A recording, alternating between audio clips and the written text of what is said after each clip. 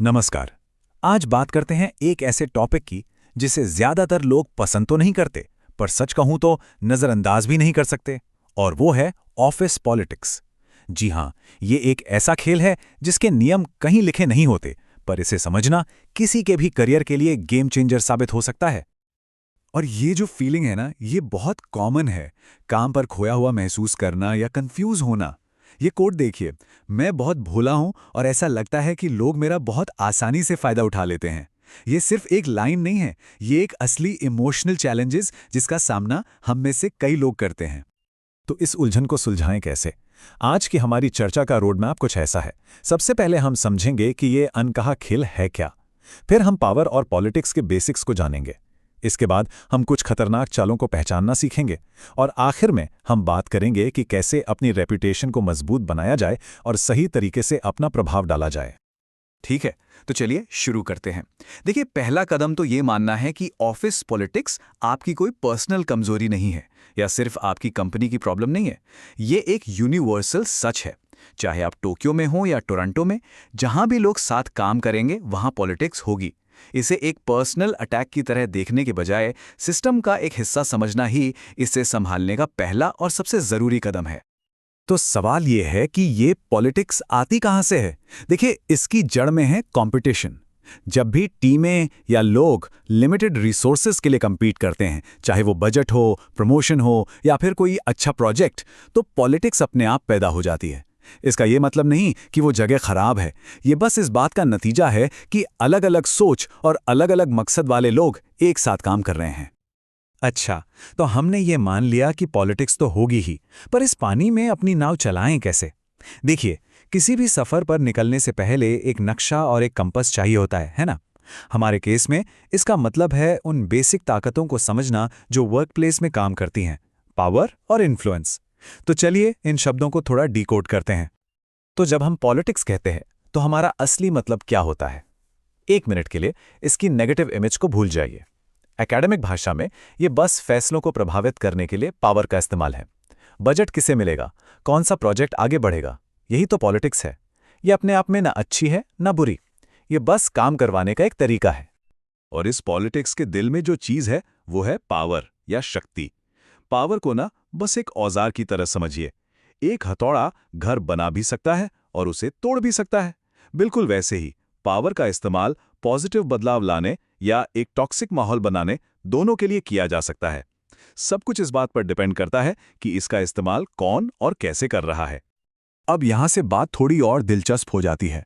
Power सिर्फ एक शानदार जॉब टाइटल से नहीं आती। इसके दो मेन टाइप होते हैं। एक है पोजीशन पावर, जो आपके विजिटिंग कार्ड से आती है। आप मैनेजर हैं, आपके पास अथॉरिटी है। लेकिन फिर आती है पर्सनल पावर, जो कहीं ज्यादा गहरी है। ये आपकी एक्सपर्टाइज, भरोसे और आपके रिश्तों की मजबूती से कमाई जाती है। जरा उस कलीग के बारे में सोचिए जिसके पास हर कोई तब जाता है जब कोई असली प्रॉब्लम सॉल्व करनी हो, भले ही वो मैनेजर न हो। वही है पर्सनल पावर, और अक्सर ये कहीं ज्यादा असरदार होती है।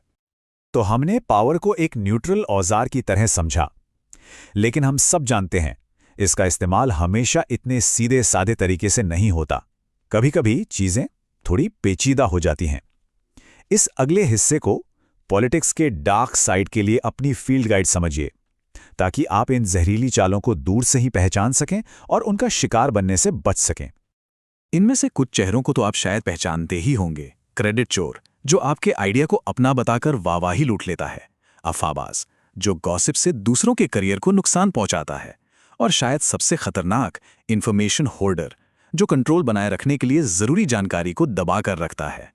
ये तीनों ही रणनीतियां किसी भी हेल्दी ऑर्गेनाइजेशन की नींव यानी कि विश्वास को कमजोर करती हैं। इन्हें पहचानना ही खुद को बचाने का पहला कदम है। लेकिन सिर्फ हम लोग को पहचानना ही काफी नहीं है, हमें अपना डिफेंस भी तो बनाना होगा। और करियर को बचाने के लिए सबसे मजबूत किला, सबसे पावरफुल शील्ड क्या है? वो है आपकी रेप्यूटेशन।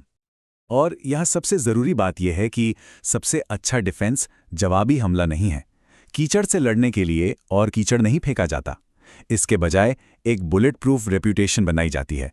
एक ऐसी मजबूत रेप्यूटेशन कि अफवाहें और इल्जाम बस उस पर से फिसल कर गिर जाएं, क्योंकि आपको जानने वाला कोई भी उन पर यकीन ही नहीं करेगा, वो बातें चिपकेंगी ही नहीं।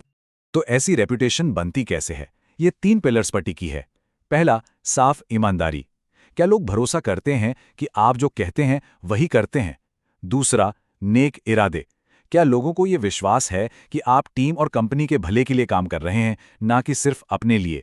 और तीसरा, विजिबिलिटी। सिर्फ अच्छा काम करना काफी नहीं है, सही लोगों को सही समय पर आपके काम के बारे में पता भी होना चाहिए। और ये सब कोई हवाई बातें नहीं है। अपनी ये शील्ड बनाने के लिए आप कुछ ठोस कदम उठा सकते हैं। आप जो भी करते हैं, चाहे एक मजबूत नेटवर्क बनाना हो, अपनी ऑनलाइन प्रेजेंस को मेंटेन करना हो, नई स्किल सीखना हो, ये सब आपकी रेप्यूटेशन को और मजबूत करता है। ये आपको और ज्यादा वैल्यूएबल और फ्लेक्सिबल बनाता है।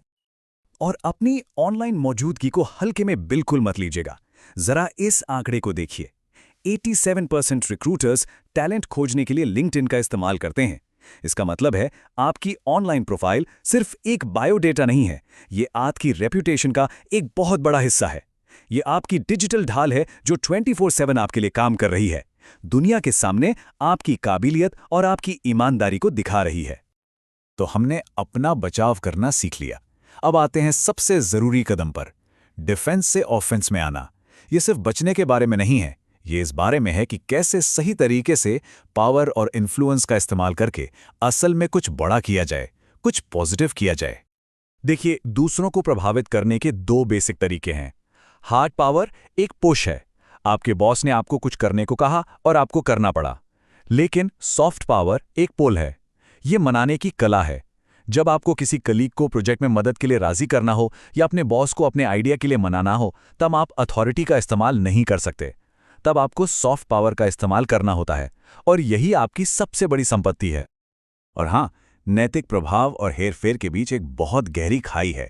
नैतिक प्रभाव लोगों की इज्जत करता है, ये भरोसा बनाता है और इसके नतीजे लंबे समय तक टिकते हैं। दूसरी तरफ हेरफेर धोखे पर टिका होता है। हो सकता है कि ये आपको शॉर्ट टर्म में जीत दिला दे, लेकिन ये लंबे समय में भरोसे को खत्म कर देता है और रिश्तों में जहर घोल देता है। तो अपना रास्ता बहुत समझदारी से चुनना होगा। तो ये नैतिक प्रभाव आखिर दिखता कैसा है? ये उन तरीकों का इस्तेमाल करने के बारे में है जो भरोसा बनाते हैं।